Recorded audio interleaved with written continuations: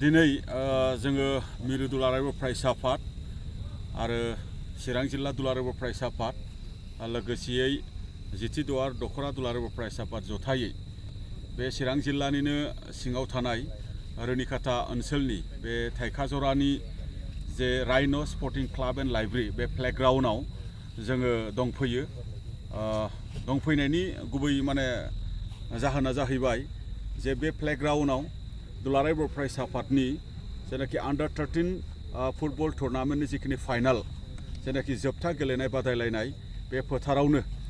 खुंनो थाखाय थांखि लाखानाय दङ आरो दा बेखायनो बे फोथाराव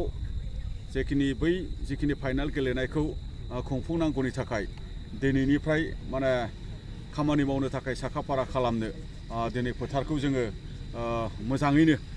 बेखौ नायगिदिंनायजों लोगोसे बिनि माखासे बोरै बिनि प्रिपारेसनखौ खालामनांगौ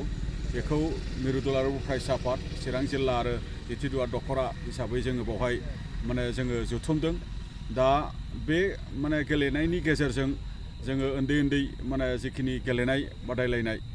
बेखौ जोङो थुलुंगा होनांगोन। मानो होनोबा बे उन्दै गेलेगिरिफोरा बिसोरो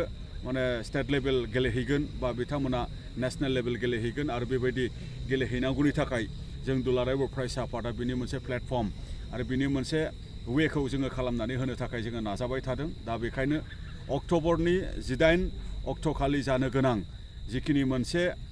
आन्डार 13 फुटबल टुर्नामेन्ट जेनाखि फाइनाल बियो बयनिबो अनसायनायनि गेजेरजों आरो बयनिबो मददनि गेजेरजों बियो जाफुंसारगोन जोंनियाव बेबायदि मोनसे मिजिं दङ। आरो बेजोंनो लोगोसे नोंथांमोननो फोरमायबावगोन नोंथांमोननि मिडियानि गेजेरजों दिनै गासै रायजो राजा नोंथांमोननो फोरमायनो लुबैदों जे सानसे सिगां 17 अक्ट'बर खालि जोङो आरोबाव जोङो वुमेन फुटबल एक्जिबिसन जेनाखि मोनसे मेट्स बेखौ जोङो लाखिबावनाय जोङो जादों। दा बेवहाय गेलेगोन चिरां डिस्ट्रिक्ट स्पर्ट्स एस'सिएशननि वुमेन फुटबल टीम लोगोसे क'क्राझारावनो थानाय एभालेन्स स्पर्ट्स क्लाबनि वुमेन फुटबल टीम बिथांमोननि गेजेराव अन 17 अक्ट'बर बेवहाय 2 रिंगानिफ्राय मोनसे एक्जिबिसन फुटबल टुर्नामेन्ट बेबो जागोन। दा बेखायनो आङो गासै चिरां जिल्लानि बा जोंनि क'क्राझार जिल्लानि बा गुबुन जिल्लानि जोंनि गेलेनायखौ मोजां मोनग्रा आरो जोंनि गेलेगिरिफोरखौ थुलुंगा होनो मोजां मोनग्रा आरो जोंनि समाजाव गेलेनायनि गेजेरजों खौसेथि आरो थामोनथाखौ लाबोनांगौनि नोजोर आरो थांखिजों आरो बे गेलेनायनि गेजेरजोंनो जोंनि गेलेगिरिफोरनि जिउ राहा दानांगौनि थाखाय जेनाखि मोनसे राहाफारि नैबे बाथ्राखौहाय नोजोर होनानै जोङो साफ्रोम नोंथांमोनखौ बे जागोन जिखिनि अक्ट' 17 थारिखआव आइजोफोरनि फुटबल गेलेनाय आरो 18 थारिखआव आन्डार 13 हौवासाफोरनि फुटबल फाइनाल जेनाखि गेलेनाय बे मोननैबो आरो बे साननैनिबो जेनाखि गेलेनायखौ नोंथांमोना लैहोर नायनो फैयो आङो गुरै खावलायदों। दिनै चिरां जिल्ला दुलाराय बर' फरायसा आफादनि जानानै मिरु दुलाराय बर' फरायसा आफादनि जानानै जिथि दुवार दख'रा दुलाराय बर' फरायसा आफादनि जानानै दा बावहाय फाइनालाव सोर टीमनि गेजेराव गेलेगोन बेखौ दानो जोङो फोसावथ'नो जोङो हाथ'नाय नङा। खारना जाहैबाय